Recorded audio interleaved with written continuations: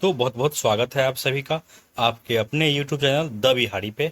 दोस्तों, नई सरकार बनने के बाद पिछले कुछ दिनों में सातवें चरण के अभ्यर्थियों के लिए कुछ राहत भरी खबरें लगातार आ रही है।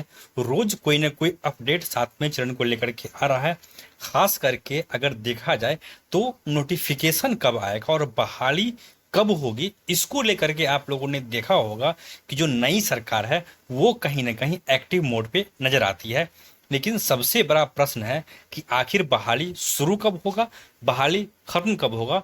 इसको लेकर के आप लोगों ने देखा भी होगा कि आरजेडी के जो प्रमुख प्रवक्ता है श्री चितरंजन गगन जी, उन्होंने कल साफ साफ क्लियर क्लियर कह दिया कि इस साल हम इस बहाली को पूरी तरह से खत्म करके जो अभ्यर्थी है उनको नियुक्ति पत्र देके हम सीधे सरकारी स्कूल में भेज देंगे। लेकिन अभी भी एक सबसे बड़ा यक्ष प्रश्न है जो बना हुआ है कि नोटिफिकेशन अगर आएगा तो पहले किसका। तो मैं आप लोगों को बता दूं कि सरकार का जो तैयारी है, जिस तरह से सरकार प्रिपरेशन कर रही है बहाली देने का, उसमें अब 100% ये फिक्स हो चुका है। मैं तो कई महीने पहले से आप लोगों को कहते आ रहा हूं कि नोटिफिकेशन जब भी आएगा तो 1 से लेकर के 12 तक के लिए आएगा। ऐसा नहीं कि प्राइमरी का पहले आएगा और माध्यमिक उच्च माध्यमिक का बाद में आएगा। जो नोटिफिकेशन सरकार आप लोग को देने जा रही है वो 1 से लेकर के 12 तक का नोटिफिकेशन देने जा रही है। और देखिए, ऐसा करने के पीछे कहीं ना कहीं महागठबंधन सरकार जो है उसकी नीति भी है, क्योंकि सरकार ने एक टारगेट फिक्स किया है कि पहली बार जब हम जॉब का अनाउंसमेंट करें तो एक साथ में 4 लाख वैकेंसी का अनाउंसमेंट करने का प्लानिंग कर रही है बिहार सरकार। यानी कि 1 लाख वैकेंसी अगर इनको देना है तो कहीं ना कहीं जितनी भी इनको बहालियां करना है, खास करके शिक्षा विभाग में शिक्षकों की, 1 से लेकर के अगर 12 तक ये लोग एक साथ नोटिफिकेशन निकालेंगे तो इन लोगों को बैठे बिठाए कम से कम 1.5 से 2 लाख वैकेंसी मिल जाएगा। बाकी इधर उधर से करके ये लोग बहाली के लिए जो है सीट जुटा पाएंगे। आज आप लोगों ने देखा भी होगा शिक्षा मंत्री का जो इंटरव्यू आया है, उसमें शिक्षा मंत्री ने खुद कहा है कि 3 से 3.5 लाख रिक्तियां हम देंगे। इस 4 लाख में से 3 लाख से ऊपर रिक्ति शिक्षा विभाग अकेले दिले जा रही है। उसमें से कुछ रिक्ति हो सकती है कि प्रधानाचार्य का हो, प्रधान शिक्षक का हो, लेकिन फिर भी at any cost any how कैसे भी ये निकिन प्रकार 2 लाख के लमसम में शिक्षकों की बहाली का डेटा जो है मीडिया के सामने बिहार सरकार रखने का पूरा कोशिश करेगी।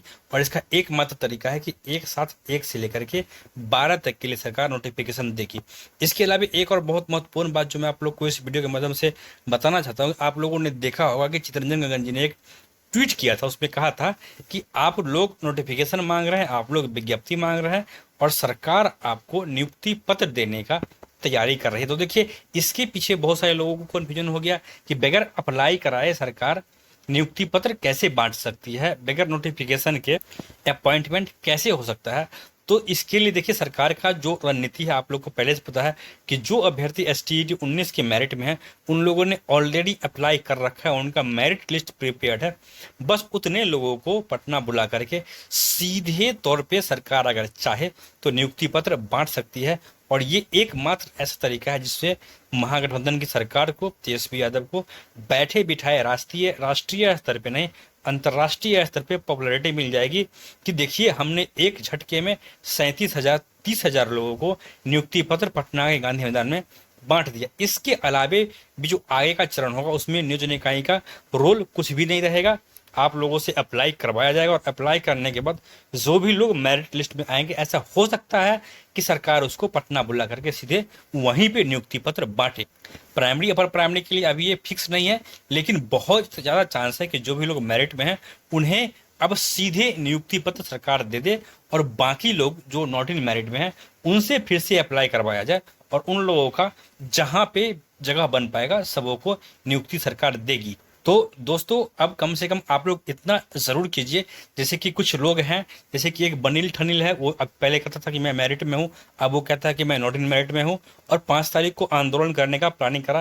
तो इस तरह का अगर एक्शन आप लोग लेते हैं, इस तरह का अगर आप लोग काम करते हैं तो वो सीधे तौर से आप लोग के लिए सुसाइड होगा। आत्महत्या से कम कुछ भी नहीं होगा। अगर अभी आप लोग सरकार के खिलाफ रोड पे उतरते हैं, तो कम से कम सरकार ने कहा है कि कुछ समय हमें दीजिए, और सरकार के खिलाफ बनील के द्वारा, ठगनील के द्वारा किए गए गलत बयानी के कारण, आप लोगों को पता होगा, यही ठगनील है जो शिक्षा मंत्री को माँ बहन की गालियां देता था और शिक्षा मंत्री के बारे में एक से बढ़ के एक अपशब्द का उपयोग करता था, जिसके कारण माननीय डी चौधरी ने मेरिट का क्या हासिल किया आप लोग को पता है।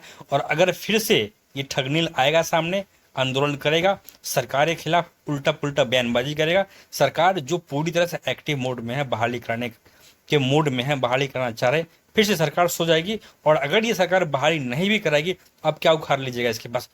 इसके पास पूर्ण बहुमत है, जितना बहुमत चाहिए उससे बहुत अधिक बहुमत है, सरकार आराम से इस मुतल्लिक काम कर लेगी। इसलिए ज़रूरी है सरकार को थोड़ा समय दीजिए, थोड़ा पेशेंस रखिए, और सरकार अब क्या एक्शन लेती है इसका इंतजार आप लोग को करना चाहिए। बाकी ठगनी जैसे लोगों से बचिए, जो भी लोग मेरिट नॉट मेरिट में हैं, सरकार ने सबको मौका देने की बात कही है, सरकार सबको मौका देगी। अब जो लोग मेरिट में हैं उनकी बहाली सरकार सुनिश्चित कैसे करेगी, इसका चिंता मेरिट वाले ना करें, ये चिंता सरकार कर रही है, और सरकार जानती है कि किस तरह से हमको मेरिट की बहाली करनी है और मैक्सिमम नॉट इन मेरिट वालों को भी अकोमोडेट करना है।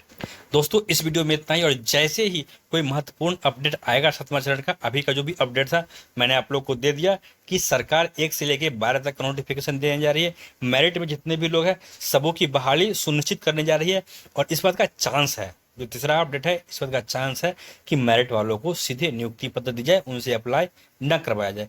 बाकी इसके अलावा जो भी अपडेट होगा तुरंत सबसे पहले सबसे सटीक मैं हमेशा देता आया हूँ और देने का कोशिश करूंगा। तब तक के लिए आप लोगों से बस इतना निवेदन है, कृपया चैनल को सब्सक्राइब जरूर कीजिए, वीडियो को लाइक और शेयर जरूर कीजिए। धन्यवाद।